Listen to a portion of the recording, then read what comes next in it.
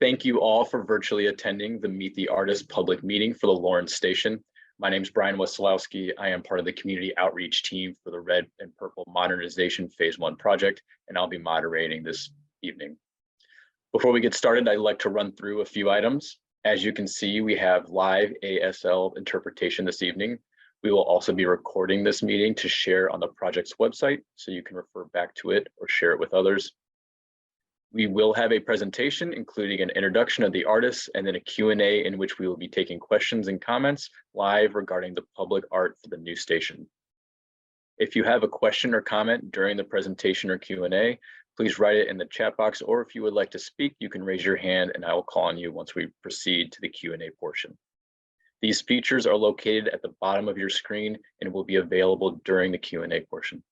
We will be recording all the questions and comments for review and consideration as it relates to the public art for the stations. Please note that we will only be focusing on public art this evening. If you have questions about construction, please email us at rpm@transitchicago.com. With that, I'd like to hand it over to Jeff Wilson to kick off this meeting. Thank you. Good evening, everybody. Happy Wednesday. We're really happy that you're spending your evening with us to discuss the Red Purple Modernization, new red line arts at Lawrence Station. So thank you for being here. I just want to give you a brief RPM Phase 1 overview. Right now, we are transitioning from Stage A, which is the east side of the embankment in the Lawrence to Bryn Mawr area, to Stage B, which will start taking place later this summer, which is the west side of the embankment. We're going to have 2 community meetings to discuss that transition. Those meetings are going to be on the 21st and 22nd of June. We will be sending out information about that if you haven't already received it. If you need more information about it, please visit us at transitchicago.com/RPM. To talk about an overview of the project itself, there's 2 phases going on right now. One is the phase Lawrence to Bryn Mawr modernization, which is the 4 new stations that we're building. The rebuild is at Lawrence, Argyle, Berwyn, and Bryn Mawr. And then in the south is the red purple bypass area, where we've completed a bypass that segregates out the red, brown, and purple line tracks so that they can go seamlessly without having to stop and wait for each other. So they are doing corridor signal improvements north of there, and we will continue to meet with the community to discuss further improvements that we're having as the project progresses. We anticipate being completed with the RPM project in late 2025. I'd like to turn this program over to my colleague and friend, Allison Cognice, who will discuss the process for meeting the artists. Allison? Thank you, Jeff. The Chicago Transit Authority incorporates quality design and construction projects, and from time to time, commissions and installs public art for CTA riders in the communities it serves. The CTA commissions professional artists to create original, site-specific artwork for permanent display in new and newly renovated transit facilities. Original artworks contribute to each station's identity and enhance travel for CTA customers, as well as regional, national, and international visitors. Next. The new commissioned artworks enter the art collection of the Chicago Transit Authority. Next. About CTA public art. The CTA is home to an impressive collection of art, including mosaics, image transfer artworks, and sculptures. More than 100 artworks are exhibited at 65 CTA stations and are seen daily by CTA customers. The original artworks contribute to each location's identity and enhance travel for customers. Art in CTA facilities promotes a friendly, inviting atmosphere for these locations, which function as gateways to the communities they serve. For more information about CTA and CTA's public art collection, please visit transitchicago.com/art. Next. Public art projects for the RPM Phase 1 project include stations Bryn Mawr Hollywood Auxiliary Entrance, Berwyn, Argyle, and Lawrence. Next. The CTA seeks to commission permanent contemporary artworks that are of superior artistic merit, relate to the station location and environment, provide an improved and more attractive transit experience, are original in concept and execution, and are fabricated of safe, highly permanent materials and processes, and require minimal maintenance. Next. Call for artists. On February 23rd, 2022, the CTA advertised a call for artists for the RPM art project for Lawrence, Argyle, Berwyn, and Bryn Mawr stations.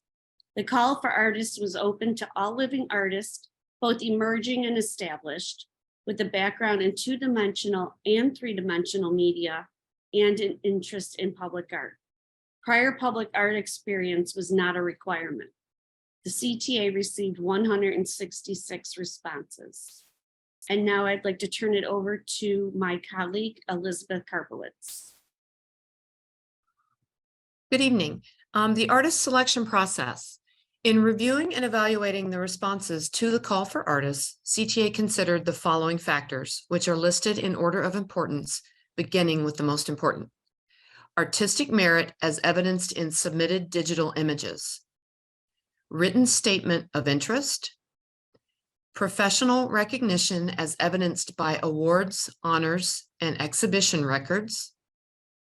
Qualifications as evidenced by resume. Next slide.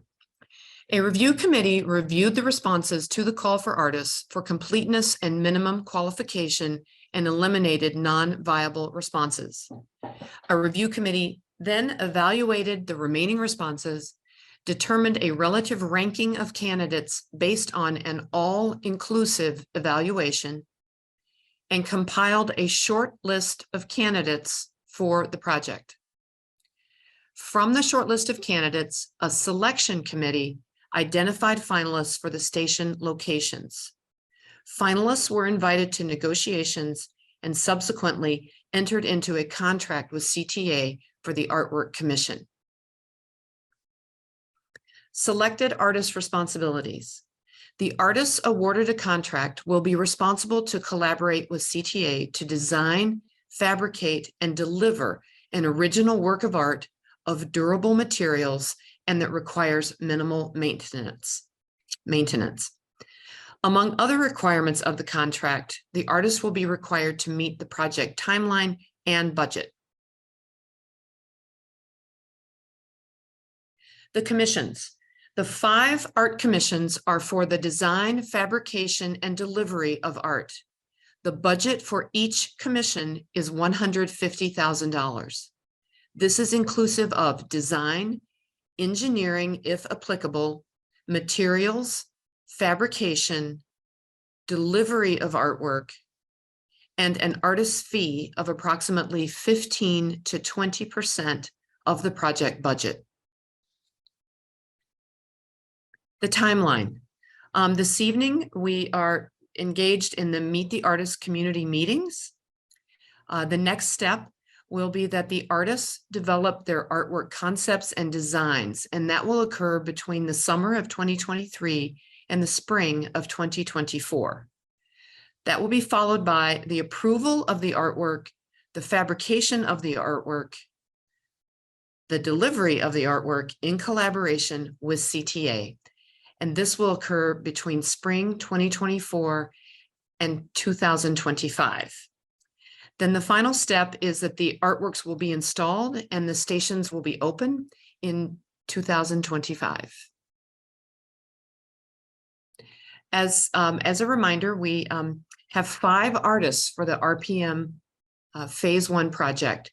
William Conger for the Bryn Mawr station, Alice Hargrave for the Bryn Mawr station Hollywood Auxiliary Entrance, David Lozano, Berwyn station, Mayumi Lake, Argyle Station, and Tom Torluemke for the Lawrence Station. It is my privilege to now introduce you to artist Tom Torluemke, who will be creating artwork for the new Lawrence Station. Tom, welcome. Can you hear me? Yes. Okay, great. Listen, thanks so much, everybody. All you interested people out there, giving your time for your community. Thanks so much. And I'm so happy to be doing this. I'll just tell you a little bit about myself. I paint and draw and sculpt and make installations and do public art. That's what I do. That's what I do for a living. And I love doing it. I have some early forming experiences that I'd like to share with you. When I was young, my great uncle Freddie, my grandmother's sister, my grandmother's brother, sorry, watched me a lot when I was young, and he was deaf and mute. He couldn't read lips or do sign language or anything. And we would draw pictures back and forth to one another to communicate as to what we would like to do each day and things that were on our mind and stuff like that. And that was like unbelievable for me, because I learned how to communicate through images at a very young age. And then another real forming experience that took place for me, especially as it relates to public art, my mother and we used to take the Clybourne bus and go to the Montgomery Ward's warehouse on Chicago Avenue. And we used to go in the summer. At one point for a couple years, we would go past a mural being created just outside of Cabrini Green. And I used to always try to get my ma to get off the bus, and finally she would get off the bus and she'd take me over to watch the mural being created. And I didn't know this, but that was the really tremendous mural by William Walker, a civil rights mural that was being created that's in all the history books now and everything. And I'll never forget that, because those guys were having so much fun out there. And even though I was kind of young, I understood somehow that it was very important, because all the community members were out there watching this take place. And then later on, when I found out how important it really was, I always then wanted to make a mural. So even when I got out of art college, the first job I got was to make a mural. So I'm really excited about this project. Then in relation to another thing I think I have to share is that my dad's mother lived at Leland and Broadway.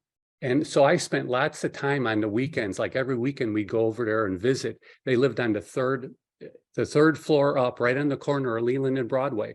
So I had a real close experience as to what that community was like in the 60s and the 70s. And the one thing that I remember very clearly is how there was a really lots of Native American people that were in that community, and you could just sense the struggle that people in that community were going through. So with some of the experiences I've had, it's sort of like, I don't know, set me up for a certain kind of empathy and interest in how we humans get along and how we're supposed to love one another. And then directly related to my commitment to public art is that because I really want to communicate through my art to a whole bunch of people from all different walks of life, I aim to please when I do the public work. I mean, we get out into the community, we talk to people, listen to stories, and I guess that's what this is about tonight. But if I don't get enough information, my partner and I, Linda, are going to be out walking the streets, trying to figure everything out, doing as much research as we can, so we can make a piece that will totally resonate and be special for everybody. So if anybody out there has, themes and things that you feel are important that represent your community, universal ideas, things that are going to resonate for years to come, just share them with us this evening, because that's the kind of thing we need. Then the way the process usually works for me is that I once the research is done, I draw and draw and draw and draw, just keep drawing and drawing and drawing like around various themes that came to the surface. And then until I can get visually things to gel, so I can envision them communicating to a whole bunch of different kinds of people. And that could take some time, but it's a really like fun, interesting thing for me to take all that information from outside and filter it through into all those drawings. And then I just pin them up all over my studio and then go at it with no preconceived idea as to what's really going to happen. I just then start turning it into a colored piece of artwork. And I don't even really know until I get going what medium exactly it's going to be originally executed in. And then it will be turned into probably a mosaic or something else that's very suitable for the station. Now,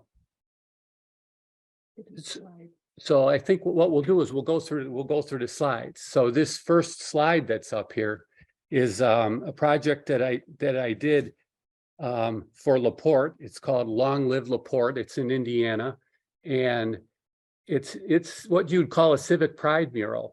And I was really fortunate with this project because the community was very, very rich with very important contributions and stories. So I covered a whole range of history. So it's sort of like a history mural and a civic pride mural. It goes from when the Native Americans were there, honoring them all the way through to present time. And then the next slide. Yeah, well, that's a close-up, so you can see all the detail. There's a guy here conducting an orchestra. He was the lead of the orchestra, the symphony there for like 45 years. So I had him in the center, like conducting the whole story of LaPorte's life. So we could go to the next slide. And that's the title of that is Currents. And this is interesting. This like explains how I choose a variety of ideas in order to like inspire me. So this mural was inspired by a poem from it was in Iowa, this mural, and a local poet wrote this poem, and I used the whole poem that set the stage for the whole narrative in this story. And long story short, she had a really like unhappy, sort of crabby father, and she could never get him to be happy. He just got crabbier as he got older, and she was always trying to get him to feed birds so he could watch the birds in the bird feeder. And then finally, after years and years and years, I guess his wife died, and then he didn't know what to do. So he went out and bought some bird feeders, and his whole life changed. He became much more positive of years after that, being able to watch the birds and how much happiness it brought him. So that was the start of the story of the mural. Let's go to the next one. And this is for the Indianapolis Library, and it's called The Book of Life. And this piece, I used Booth Tarkington's Magnificent Ambersons, who was an Indianapolis, Indiana writer. And I used it to chronicle the growth of Indianapolis from its agrarian time all the way through the Industrial Revolution in the present time. And I used all kinds of historical characters, and I used people from the community and plugged them into characters in the story. Even this woman right here on the upper right with an African-American man, she's looking through the binocular because she shouldn't have been hanging out at that time with the African-American man. So she's seeing who's gossiping about her. But I wanted to put those people together because they were like in love with one another. And she was one of the funders of the mural. So sometimes I plug people in. And then another slide.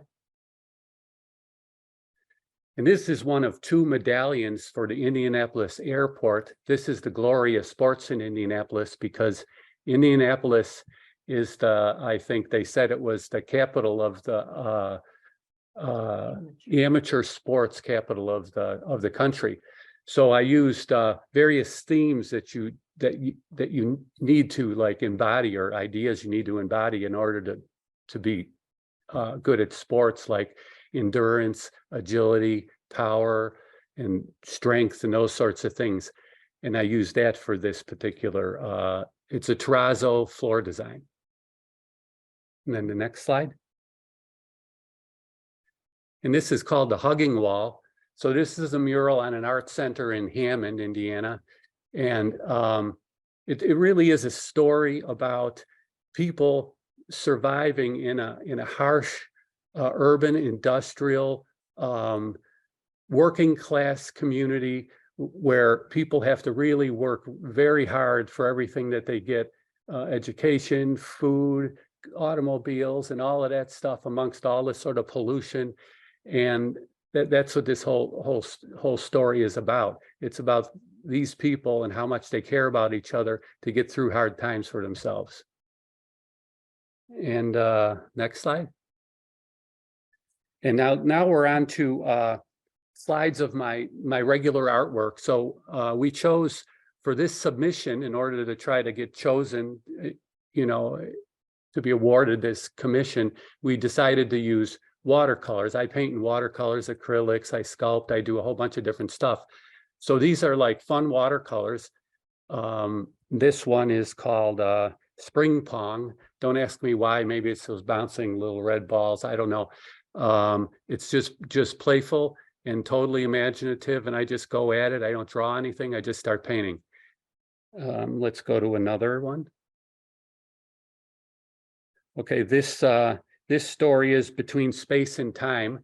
So this one is has much more sort of memory meaning where I sort of just go back into my my memory with my imagination, and whatever comes to mind, usually spurred by some sort of thought of some sort of experience I had in the past. And I just start painting the stuff out, painting the stuff out, painting the stuff out, you know, a figure here, a dog here, another dog, or a house where we used to live, and maybe my uncle or something.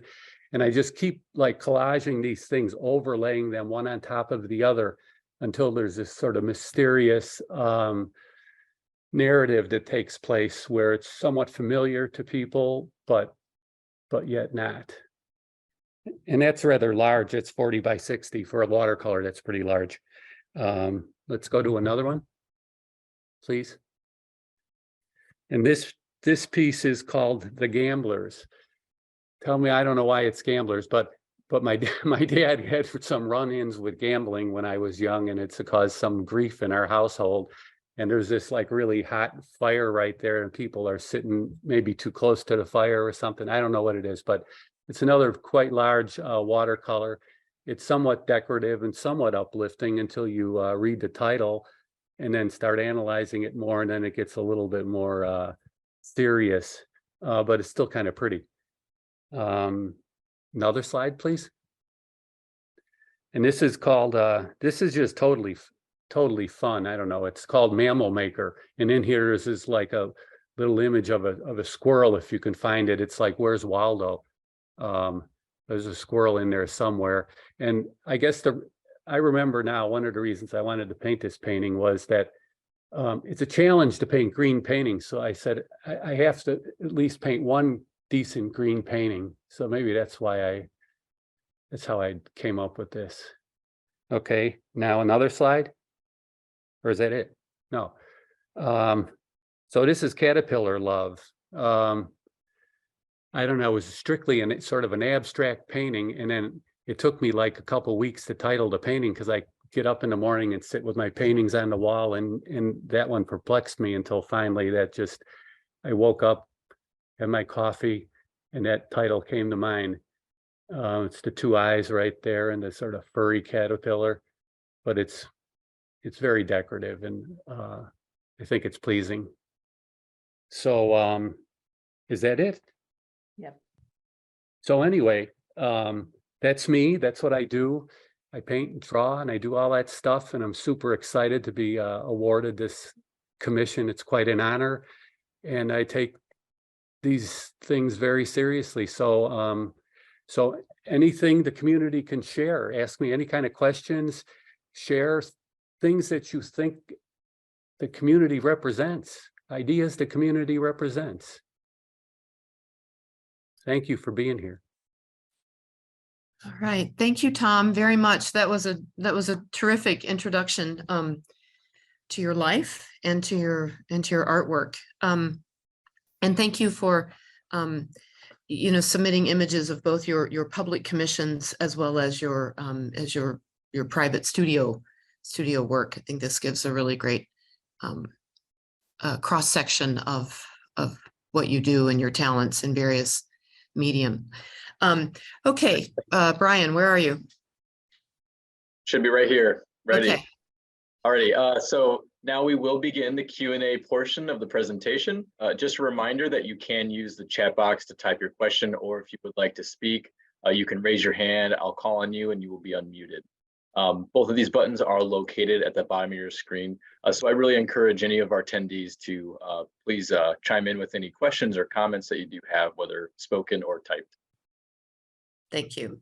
So for the community engagement question and answer period, these are just sort of some suggestions of comments or questions that members of the community can submit for a discussion with Tom. Highlights of the history of your community, special features of your community, or even suggestions of themes that Tom could consider for the artwork. So we will appreciate any comments and questions, because all of this is research material that will help Tom, develop his proposal for the Lawrence Station artwork. I'll take this time just to say, Tom, the CTA and RPM community relations team is here and will be available to you throughout the project. Should you wish to be in contact with various groups in the community who might not be on the call this evening, but we can definitely assist you with connecting with the Lawrence Station community for information. Thank you. Great. Actually, I do have a question in our chat box, so I'll go ahead and ask that here. The Lawrence CTA station is situated in the heart of the entertainment district.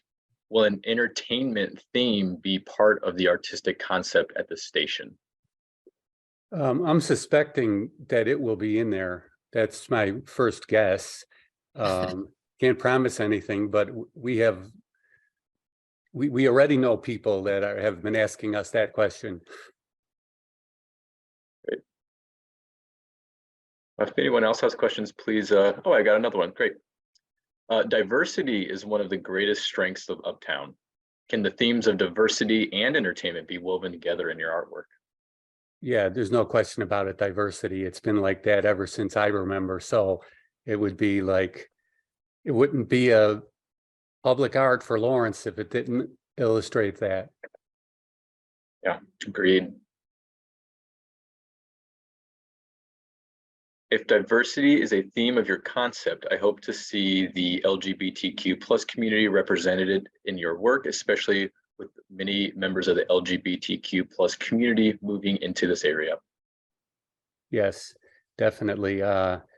These things are right at the top of my heart. So, absolutely. If others have questions, please raise your hand or put them in our chat box. I do have our person asking a question did say thank you. And then I have a comment that we received prior to education. I think you already talked a little bit about this, but I'd still like to read it. We hope to see the artwork that elevates this area known as the entertainment district. Yes. Let's see, I think we have a few other questions coming in. Oh, actually, no. All right, if anyone else has any other questions, please raise your hand, type them into our chat box. We want to hear from the community and what you think to help drive the production of the art.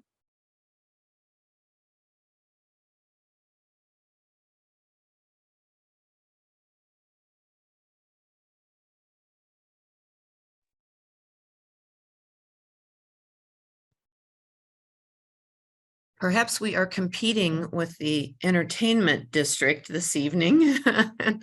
And our folks who've registered have not joined us after all.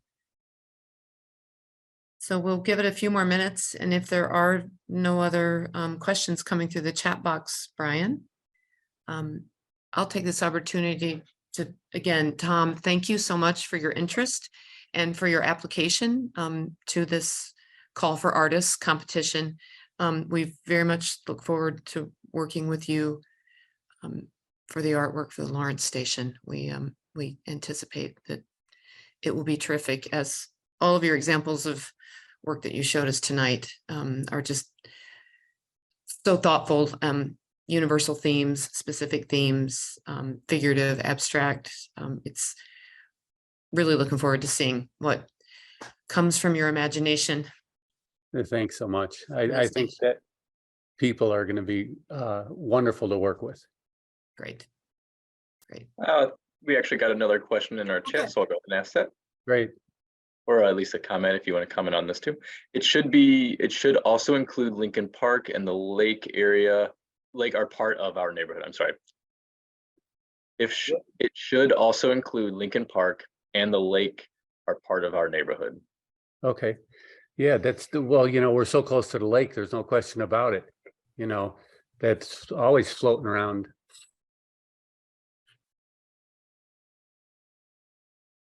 All right, a little last call for any comments. Please raise your hand, type them into the chat box. Or questions.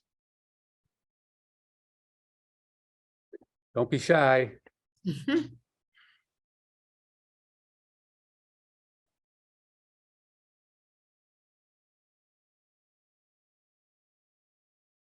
I did see a chat come in, but it was we did answer that question, yes. Asking about LGBT plus Q plus diversity and moving into the community and being represented.